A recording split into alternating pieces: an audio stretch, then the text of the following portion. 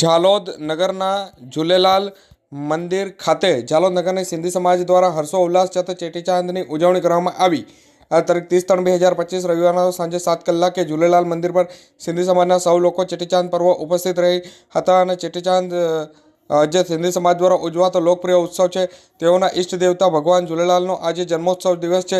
ભગવાન ઝૂલેલાલને જળ અને જ્યોતના અવતારના રૂપે માનવામાં આવે છે। ભગવાન ઝૂલેલાલના સદભાવના, ભાઈચારો અને ધર્મની રક્ષા માટે જન્મ લીધો હતો। ચેટીચાંદના દિવસે ભક્તો લાકડાનું મંદિર બનાવી તેમાં એક જળપાત્ર સ્થાપિત કરે છે અને જ્યોત પ્રગટાવી આ મંદિરને મસ્તક પર ધારણ કરે છે, જેનાથી બહિરાણા સાહેબ પણ કહેવામાં આવે છે। આજે ચૈત્ર સુદ એકમ ચેટીચાંદના પવિત્ર દિવસ નિમિત્તે ઝાલોદ સિંધી સમાજના ઝૂલેલાલ મંદિરને ખૂબ જ સુંદર રીતે શણગારવામાં આવ્યું હતું।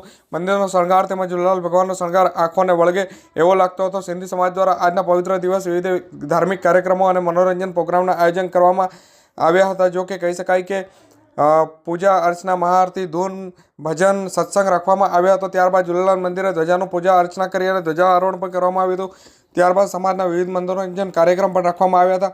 સાંજના સમયે જે ઝૂલેલાલ ભગવાનની શોભાયાત્રા નગરના માર્ગો પર વાજતે ગાજતે કાઢવામાં આવી હતી। સિંધી સમાજના સૌ લોકો સિંધી ભજન પર નાચતા ઝૂમતા જોવા મળ્યા હતા। શોભાયાત્રા દરમિયાન નગરના રાજમાર્ગો આયોલાલ ઝૂલેલાલના નાદથી ઝૂમી ઉઠ્યું હતું।